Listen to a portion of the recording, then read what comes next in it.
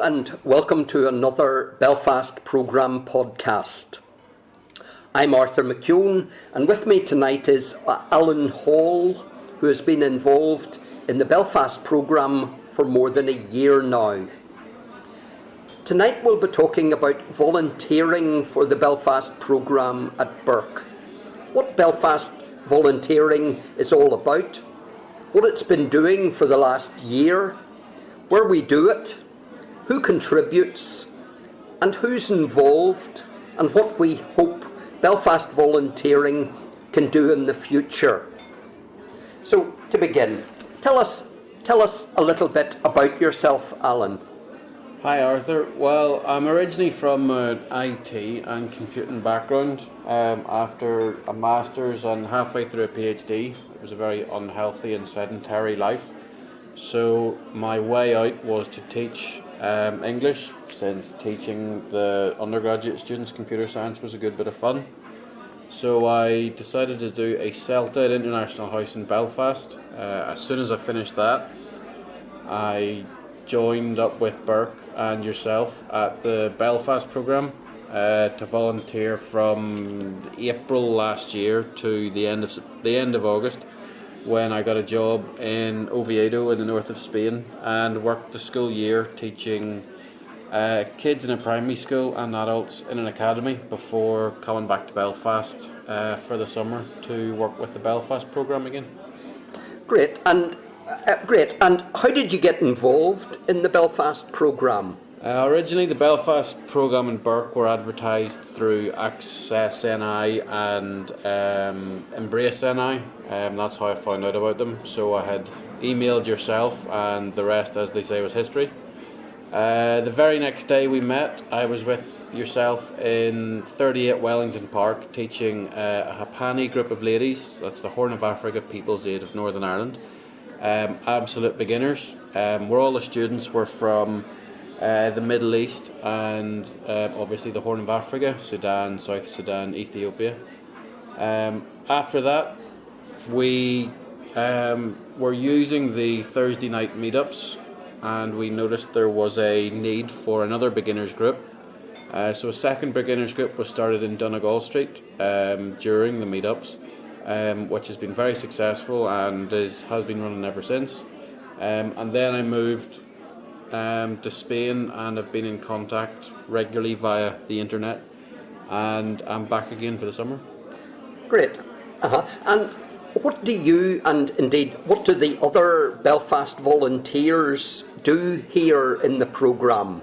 Regardless of where you are in your teaching qualifications, even if you don't have any, we can widen and enrich your teaching experience with types of learners we don't otherwise meet.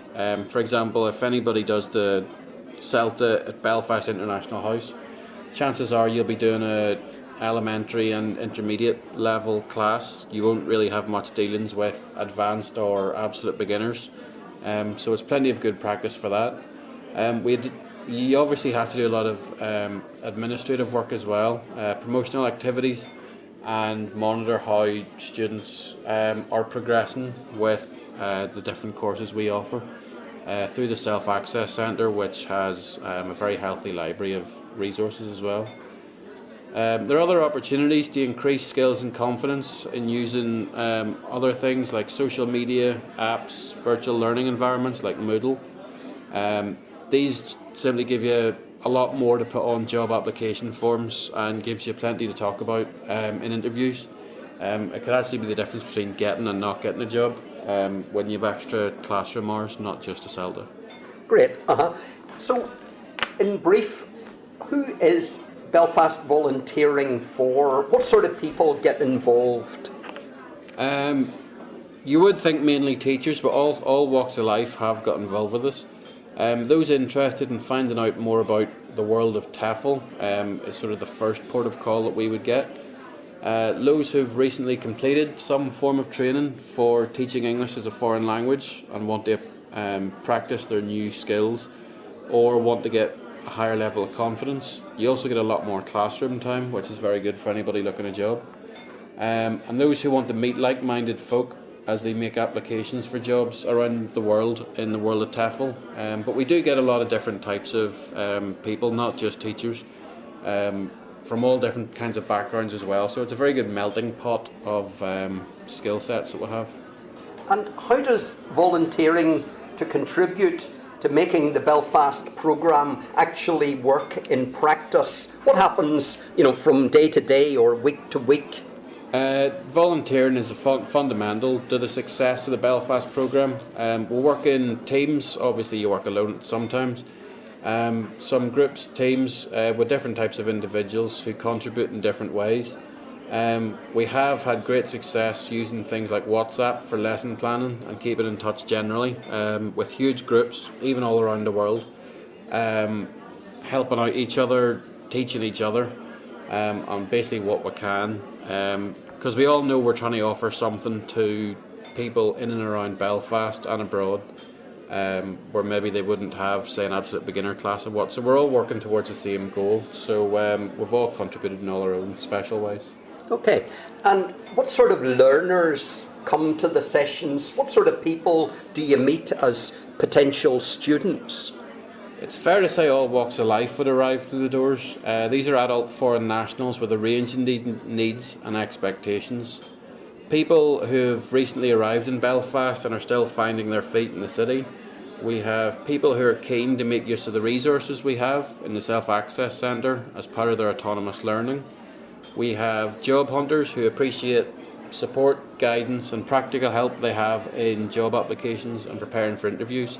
So you would get anyone from, it's entirely possible to have an absolute beginner sitting beside a C2 student, both of which are looking for different needs, but we're sort of building a community within that, which has been very successful.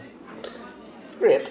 And what about the volunteers who've worked with the Belfast programme in the past but are perhaps working in other places now? Do you know anything about where they've moved on to? Well, like myself, some people do continue to work on different parts of the Belfast programme, either locally or remotely. So some people still stay in Donegal Street or various other centres around the city. Others are currently in places like Galway in England, but more and more making well-informed decisions about the sort of EFL teaching job elsewhere in the world that suits them best. Several, including myself, are working in Spain. We have teachers in Mexico, others in Japan, Vietnam, Hong Kong, Sweden, and we all do a good job of keeping in touch with each other, either via Skype or WhatsApp. But a lot of people still come back over the summer months or even Christmas to the Belfast programme before going abroad again. And what do you yourself, or indeed the other Belfast volunteers, what do you get from the contribution you make? You get out of it as much as you put in. There's an awareness of career enhancing opportunities and some of the issues in the TEFL job hunting process. There's opportunities to become familiar with some of the latest publications for teaching English as a foreign language. Sort of the different levels, the different skills, teaching English for different types of employment, or even simple things like what a foreign national would do when they come into Belfast. And it's also a really good chance to join a community of like-minded folk who want to get the best out of the foreign nationals but also want to make some form of career for themselves in teaching or something related to teaching. Thank you. Great. So how can people find out more about volunteering here at the Belfast programme, and how can people get more involved? Well, to get involved with Burke and the Belfast programme, you can email info@burke.org. You can contact us via telephone on 02890 961 111. That'll help you arrange a chat with one of us to introduce yourself to us. You'll hear all about the volunteer induction. You'll hear all about what we do in great detail. And then you can come along to observe whatever takes your fancy, whether it's the beginner classes, the absolute beginner classes, Thursday night meetups. You can see how that's run, and then you'll be able to know a lot more about how you would fit in and basically what you would enjoy and where you would enjoy it. So more people can get involved, basically any way they seem fit or where they would feel most suitable.